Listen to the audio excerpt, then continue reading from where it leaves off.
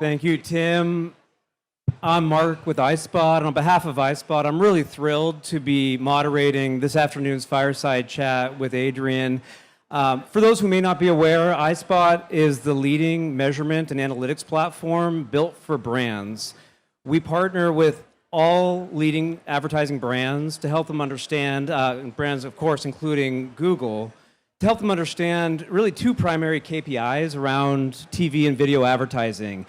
First, how advertising campaigns perform at building brand, and secondarily, how TV advertising campaigns perform at driving business outcomes. Kind of the two primary things and reasons that brands would advertise on TV and video.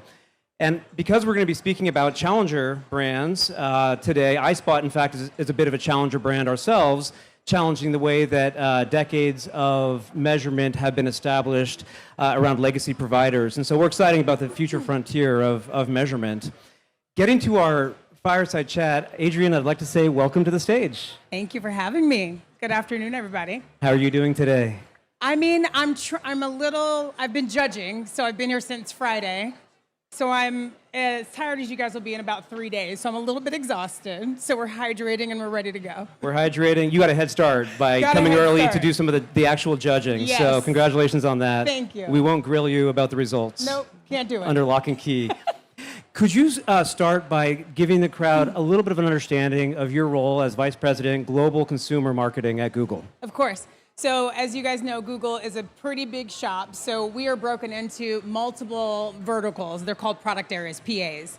So if you think about Google horizontally, there's products that you probably all know and hopefully love, like your search product from a software perspective. That sits in one PA with apps and services.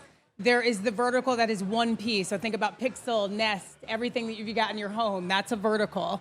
And we all know cloud from a B2B perspective, and you know YouTube for music. And what I like to say about platforms and ecosystems, it's literally everything else that maybe you don't know as much that we need you to start to love, which is why they hired me at Google. So we lead Android operating system, Chrome, Chromebooks, Google Play, developer, education, basically everything that keeps almost anything that you're driving or using running. My team leads, and our job is to really start to think about platforms and ecosystems in a way that enhance the lives of consumers so that you know it, not just the technology that's been invisible for many, many years.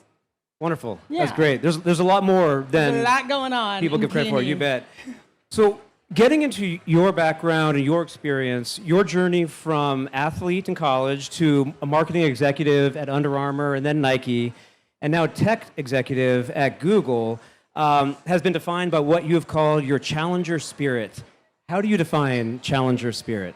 I mean, I think the person who was just sitting here prior to this conversation talked about it a little bit, but I think being an athlete my entire life through college and really thinking about the world through a different lens has allowed me to take on unique responsibilities and challenges in ways that others probably wouldn't.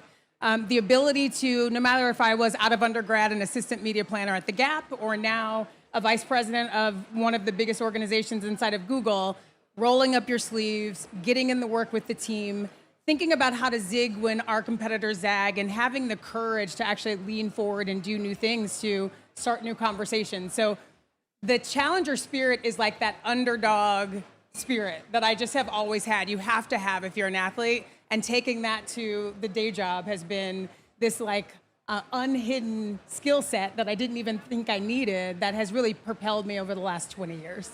Do you think, could you give us an example of, I'm always excited to hear about college athletes, student athletes, and taking that mentality of competitiveness and ferociousness to the court. Yeah. Could you tell us a bit about that, a glimpse into what that looked like for you being a student athlete? Oh gosh, so go way back then. So if I think about how I got into sport, I'm actually originally from a town in Ohio and moved to Texas, took on sport in order to just find family and kind of tribe. I am not tall. I have a sister that's 6'1" and one that's 6'2". I'm about 5'8", and I wanted to play volleyball. So choosing a sport where in Texas, your average height is 6 feet, I'm 5'8", and walking on that court and thinking I belonged was the start of the fight, right? Being a setter throughout a really good program in high school into college, is something, there's not a lot of black, today it's different. 20 years ago, there were not a lot of black setters. So if you know volleyball, a setter is like a quarterback. So the stats are the same when you think about the ethnicity of like your receivers and your running backs versus your quarterbacks, not a lot of black athletes. So they were always wanting me to move to a defensive or an offensive position, not lead the team. And so thinking about the grit it took to say, this is the position I want, I think I can lead a team when I was, 16 until I was 22, and being told no and continuing the perseverance on what it takes to get to that spot and earn it. I think, again, when you think about underdog spirit and grit, it started in sport, walking on that court, not being invited, and continuing to push forward. So being able to take that DNA into a place like Under Armour, for example, when I got there in 2008, that brand was about $450 million. And so we grew it to about $4 billion in less than 6 years. So you can imagine the underdog mentality you need to have to go up against a Nike that was about $30 billion. And so our whole positioning that myself and our team built was about a challenger spirit. How do you actually bite at the ankles of the 300-pound gorilla and get them nervous? And when we ran that brand, it was the first time any company, so Under Armour at that point, and now it's a very different brand. We'll have drinks to talk about where it's gone. But then we were the number 2 brand in the US. So we took on and moved Adidas out of the way, and it was us and Nike. And that is because we had positioning of a challenger spirit. We were very clear about our DNA, and nothing would stop us. And I think me leading that brand team with the same DNA I had back at a 16-year-old setter is what helped us get there. Growing any business 10x in 6 years is a feat. Exhausting. To not be understated. Right. I mean, I think there was a moment where we were growing 20% a quarter for 24 quarters. So like that kind of growth was hard to maintain, but also taught you how to go slow to go fast, because you could burn out quickly. That industry and that brand specifically burned people quite quickly. But thinking about the end in mind and taking those steps to get there, managing a founder, doing all those things, I think equipped me with a next level kind of mentality to get me through different industries like tech. So we'll get to Google here in a minute, but I think the career progression that you just mentioned, working for the underdog, establishing success with Under Armour, and then Nike comes calling. Yeah. So it's inevitable, but it's also a sign of success. Yep, I hope so. So yes. how were you able to maintain that kind of challenger mentality then going to Nike? Yeah, so it was an interesting jump. So if I go back to college, I'm one of those OCD-like individuals that very early on knew that I wanted to work in marketing. This is one of my college teammates. I call everybody a teammate from Howard University in the stands. So knew I wanted to be in marketing, knew I wanted to be in sports marketing, and knew I wanted to work at Nike. So I had set that path for myself in high school going into college. When I went through, so I actually started at the Gap way back in the day, and so this is like 2000. And at one point, Gap was a very, very iconic brand. Again, not what it should be today, but the brand we built back there was like my MBA in school. From there, went to Target, and then Under Armour actually came calling because the founder of Under Armour went to college, Maryland, down the street from where I went to college, Howard University. Anyway, my thought was, okay, maybe my intention isn't to go to Nike, it's just to get into sport. So, I've learned over time, just say yes. I applied to Nike probably 200 times. It went into a black box. No one ever reached out. So it was like, just say yes to sport. Spent 12 years at Under Armour. And so what I believed is it's too late to go to the brand of my dreams. So I will build the brand at Under Armour the way I would have built a brand like Nike had I had gotten a shot. So out of nowhere, Nike calls to run their biggest geography, North America. And they called because of the work I did at Under Armour. And so again, when you think about your path going in these divergent ways, I didn't think I'd get the shot to go to my dream job. But stepping into Nike, leading North America at a time, this is now 4.5 years ago, where they had to restructure how they're thinking about the business, the consumer. North America is the core of Nike. They needed to move to digital first. We needed to modernize. So they brought me in to actually think like an underdog versus the 300-pound gorilla that was quite easy in doing the things they had always done. And so being able to come in and break the model to rebuild it, team first, was humbling, but also the most invigorating experience I've ever had. So I didn't see it coming, but when they came knocking, it was an absolute yes. And to be able to lead that organization in the most important geo is something I'm quite proud of for lifetime, I think. In some respects, it's almost more challenging to take an established brand, break it down, Beyond. and regrow than to be the original challenger that has nothing but upside, right? That is Like you're going correct. up. So you've done both. So I've done both. Congratulations on that. It takes a different skill set and mentality, but I guess a consistent theme is that challenger, curiosity mentality. That's right. So here's a tougher one. Marketing tactics are evolving. Modern marketing techniques are here. Clearly, AI is all over Cannes and everywhere else. How do you maintain, as a brand and as an individual, the challenger mentality in the face of modern marketing techniques? Well, I think, first of all, and there's nothing but marketers in this audience, I think there's a couple of marketing buzzwords that grate on my nerves just a little bit. And every CMO speaking about what it is to be a modern marketer is one, right? The full stack is another. Thinking about integrated storytelling is not. We've been doing these things for many, many years, but if you use the lingo, then you're sort of up to speed on what it looks like. Modern marketing is something that Under Armour was doing before, digital first was a conversation. When you think about the ability, basically it just means being always on, where the consumer is, as they expect you to be, with content engaging enough to stick, so that you keep coming through that funnel and you keep engaging with the consumer. That is modern marketing, a 365 offense. And so I have always run that play, because when you come from brands with less dollars, you have to be extremely innovative on how you reach the consumer. And so we had one of the first digital platforms at Under Armour back in 2014 that actually broke the internet. We were using that language back then. So to come to Nike as an example, or even to Google, and it's organizations with much broader wallets and the ability to reach consumers all over the world, taking that playbook into, let's talk about Nike. We introduced a direct offense during the pandemic. And we were really nervous that the pandemic would cause people to stop making luxury purchases. Tennis shoes and t-shirts are not a need. It is not bread and butter and bleach. And instead of shutting down, all traditional media shut down as it needed to, but we turned on digital 365. We invented what we call a direct membership offense, where we wanted people to sign up to Nike.com to become a member, but to do that, we needed your information. To get your information, we started doing shoe drops. A Giannis shoe drop used to be live in Milwaukee. It was now on sneakers. So you're bringing hundreds and thousands of people in to engage with your brand, not with bottom of the funnel storytelling, but with engaging content that we know they know and love, right?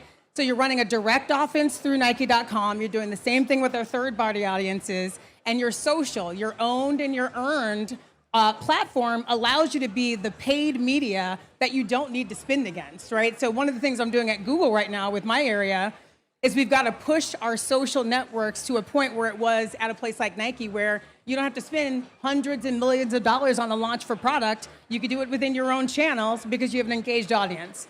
But to do that, and at Google, we are starting really from scratch on building a social network that has the stickiness we need.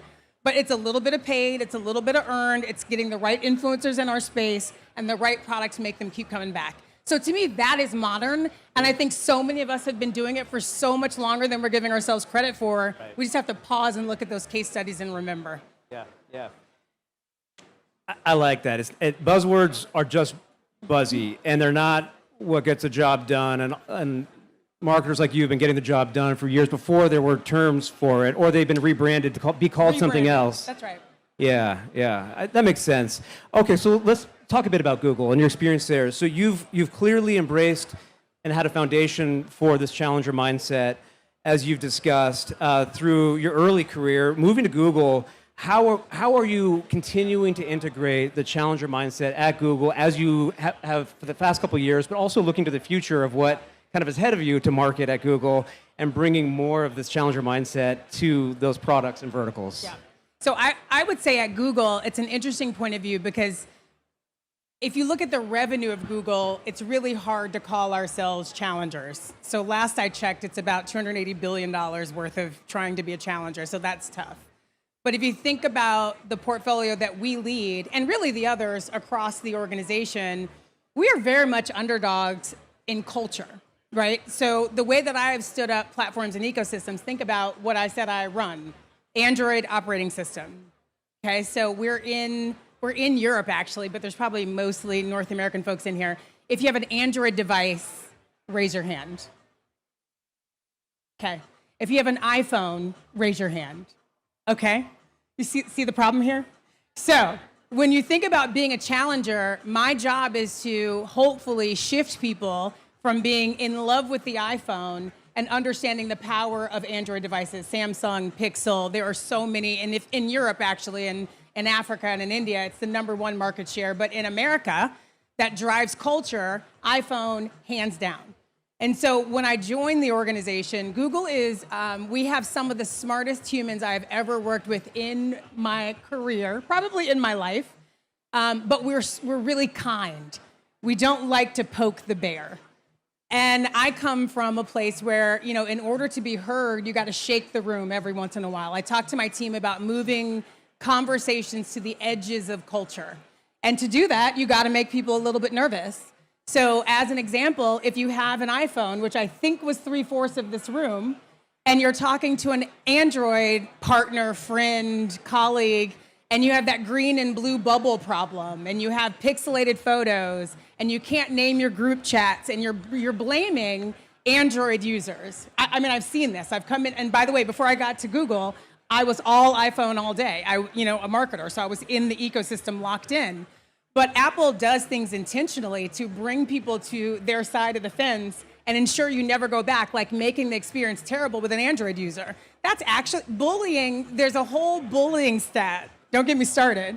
If you carry an Android device, kids feel bullied. So there's all these stats. So we started a campaign that we talked about, #GetTheMessage, and educating consumers that it's actually Apple that is the problem. And we've actually never had a provocative conversation poking the bear that is Apple. We're also frenemies, by the way. We do a lot of business together. This is SMS versus this is SMS versus and RCS. RCL technology. Correct, yeah. correct. So the Apple is intentionally ruining your communication chain. And this is a world about accessibility and equality, but Apple's intentionally doing something to break your communication and making it hard on Android users. That's a problem. And so to bring that challenger spirit into platforms and ecosystems was unheard of, to the point where I had to present our strategy to our CEO, Sundar, on 3 different occasions to help him feel good about me going out of our doors with it. But the trust of our leaders, Lorraine, who is an amazing CMO, was like, it's time for us to start shaking trees.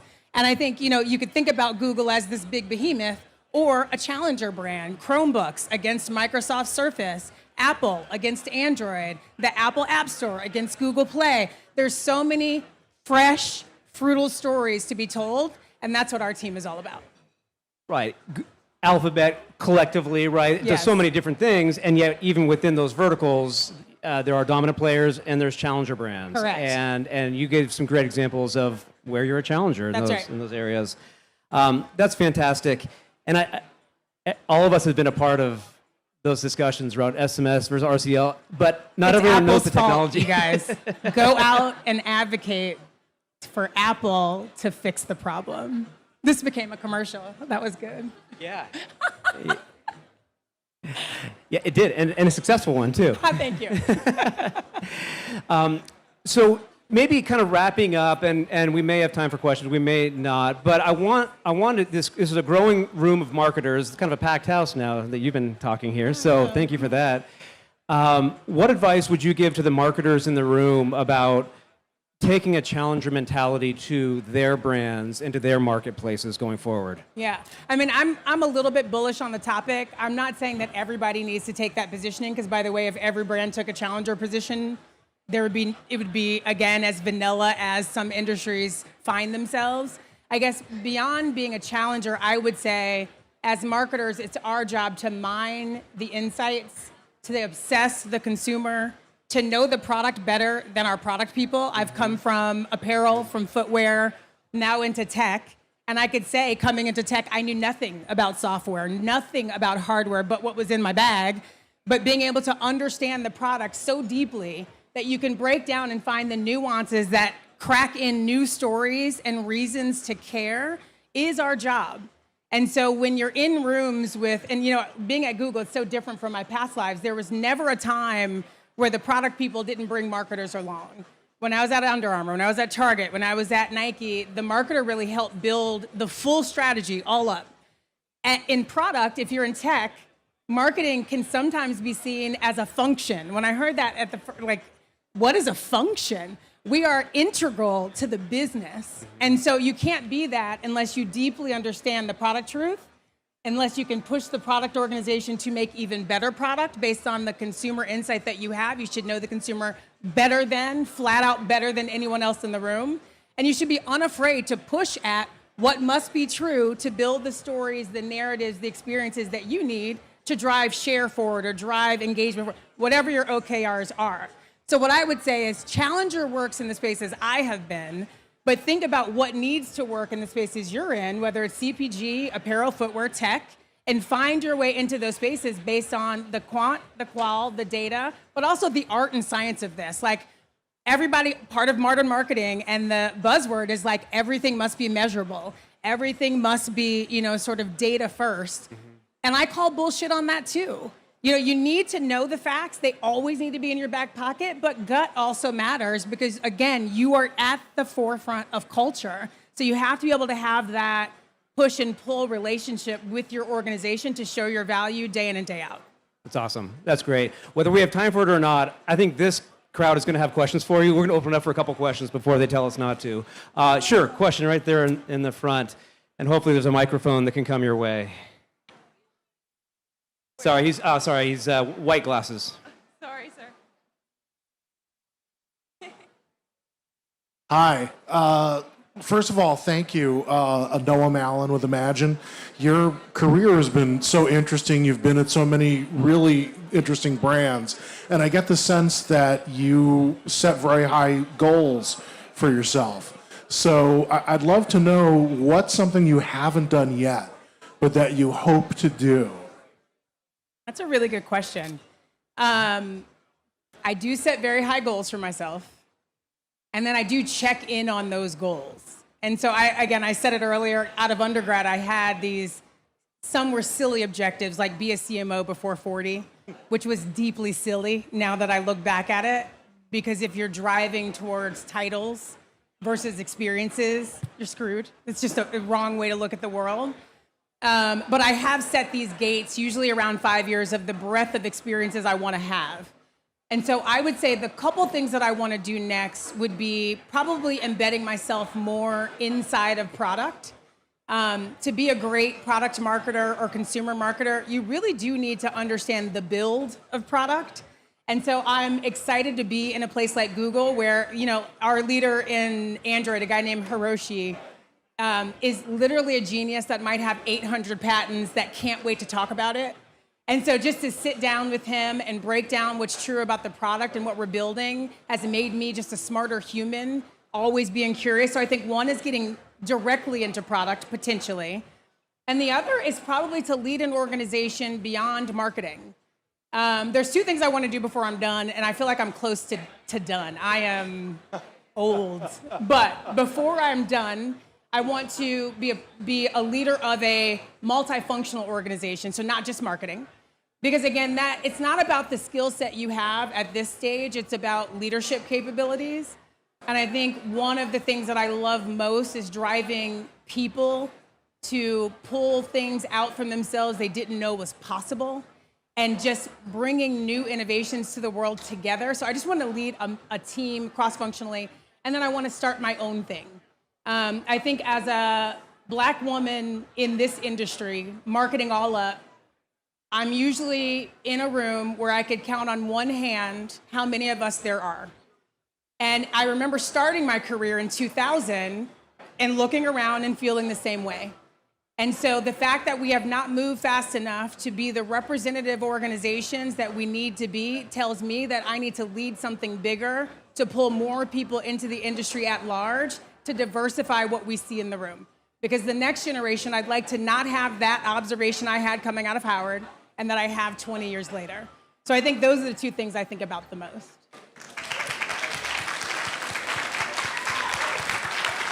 Also, it's really hot.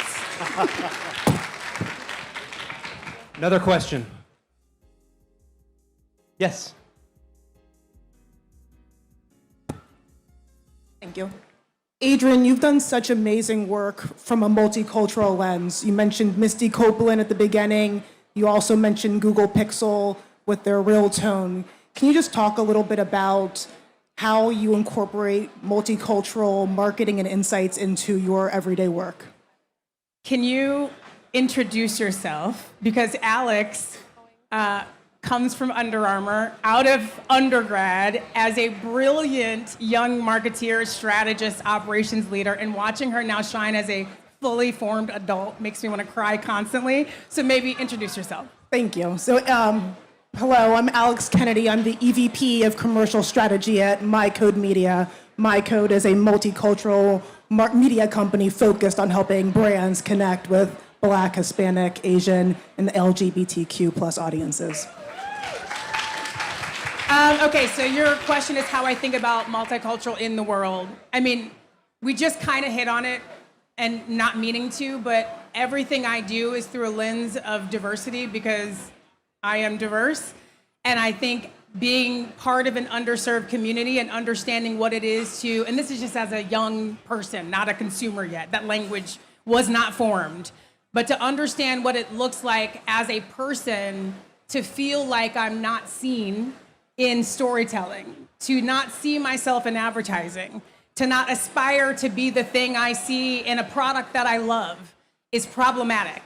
And so as I grew up as a marketer, I think one of the subconscious reasons why I wanted to do this was to tell the stories of the underserved so that it doesn't have to feel the same way.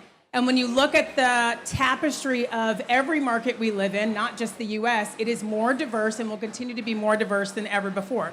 And if not addressed, brands will die. And so my perspective has always started from a multicultural lens and telling a story of the tapestry of what it means to be in culture. I was lucky enough to be at Under Armour when we could sign ballerinas like Misty Copeland instead of just another athlete that we had thousands of. I was lucky enough to be at Nike and we could tell the story of Black female athletes, WNBA players, who are ignored and or laughed at, and put money towards it and give them the platform that they actually deserve. And so if we're not you don't need, this is not a shot at multicultural agencies. I think everything is needed. But as a marketer on the other side of the table with, a lot of different agency partners at your side, multicultural should be, it is the work. It should be in everything you do. At Google, we just talked about this. We had a couple agency partners whom I love, I have worked with all my life, but they weren't coming in with a team of diverse makers. And so I stopped the work. And I told them that they need to address their talent or we're not gonna work with them. And I think what's nice about Google, which is so different than Nike and Under Armour, is we put our money where our mouth is and the money's deep. And so if agencies actually cannot show up and represent whatever market we're in and whatever consumer we're serving, as long as we've been partners, that relationship will have to end to go learn how to be a modern agency that we all expect. And being a leader in this organization allows me to have that ability to say the things that others may be afraid to say, to create the change that we need, but it can't just be a few of us. And it doesn't have to be the diverse ones of us to do it. So I think that's how I think about the multicultural space, but it's so much more than the output of the work. It's like how you get there, how you think about the world, and how you force representation in every bit of what we're doing to make it happen. Adrienne, on behalf of Brand Innovators and iSpot and all of the marketers in the room, thank you for sharing your insights with us. Thank you for having me. Thank you for having me, guys.